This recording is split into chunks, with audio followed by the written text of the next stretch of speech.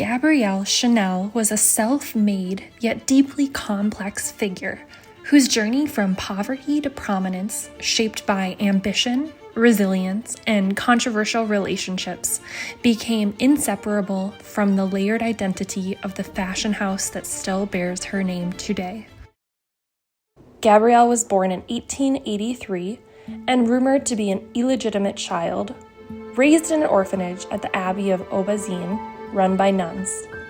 The environment was strict, disciplined, and visually austere, and it shaped her for life. At the orphanage, she learned to sew, but more importantly, she learned precision, repetition, and restraint. The visual codes of Aubazine stayed with her, black and white from nuns' habits, the number 5 from star-shaped motifs in the abbey, and the interlocking circles in the stained glass window, which was linked to the future Double C logo. These personal stories later became the symbolic foundation of the Chanel brand. When Gabrielle left Aubazine, she first worked as a singer. This is where she learned the power of image, naming, and self-creation.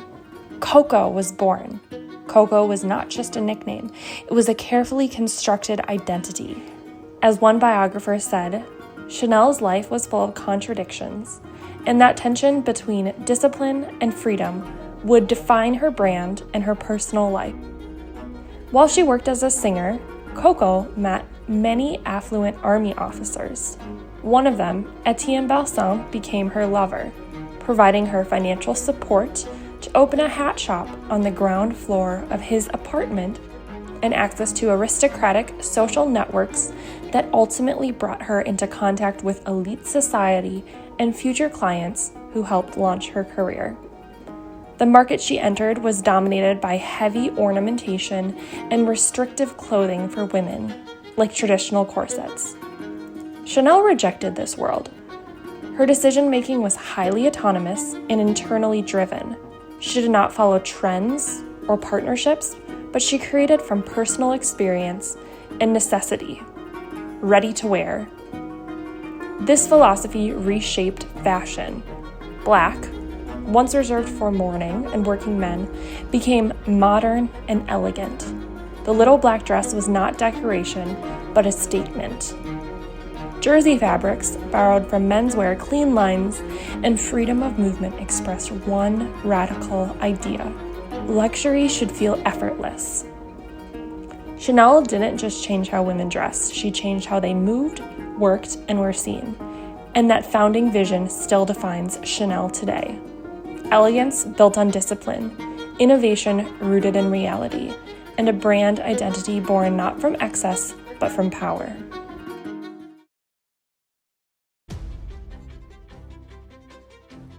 Chanel officially began in 1910 as a hat shop. From the start, their brand was built around simplicity and practicality, breaking with the restrictive fashion of the time. As the company developed, Chanel expanded beyond hats into clothing and later into fragrance, becoming a true luxury house. A decisive moment was the launch of Chanel No. 5 in 1921, which required a more structured organization and led to a partnership with Pierre and Paul Wertheimer, shaping the brand's long-term ownership structure. Over time, Chanel evolved from a founder-led business into a more corporate organization. While creative control remained centralized, ownership became fully controlled by the Wertheimer family, allowing the company to focus on long-term strategy rather than short-term performance. Today, Chanel remains a privately owned company with centralized global decision-making and a modern corporate structure, reinforced by the appointment of a global CEO. This organizational model directly influences Chanel's marketing mix. The brand's product strategy is based on timeless items rather than fast-changing trends. This positioning is reinforced through a premium pricing strategy, where high prices maintain exclusivity and prestige while reflecting the importance of craftsmanship and savoir-faire.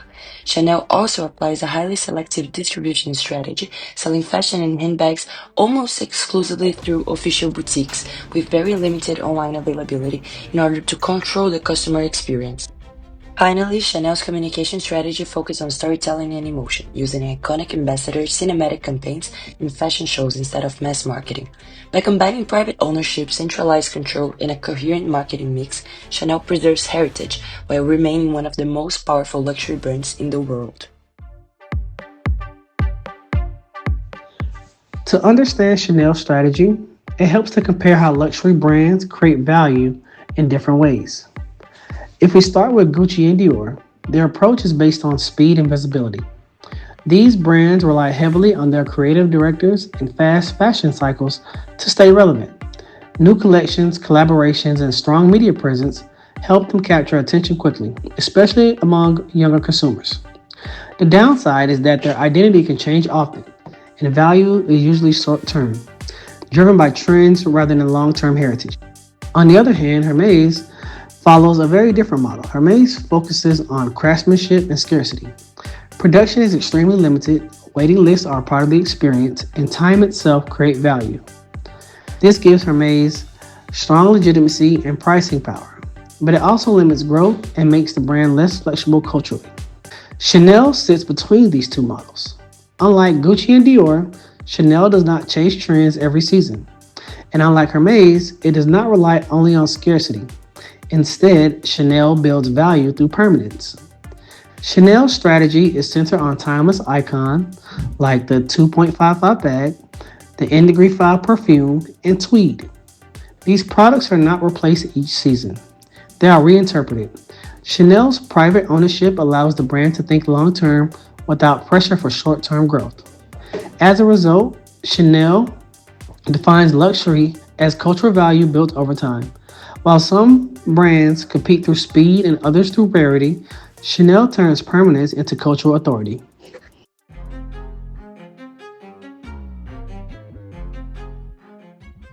To understand Chanel, it is essential to place the brand within its broader economic, political, and social context. A key political factor is the increase in US tariffs on European exports, which affects the luxury industry as the US remains a major growth market. In 2025, the Turnberry Agreement capped tariffs at 15%, but in early 2026, trade tensions escalated again, with potential measures that could raise total surcharges on French exports to up to 40%, creating a major risk for maisons such as Chanel.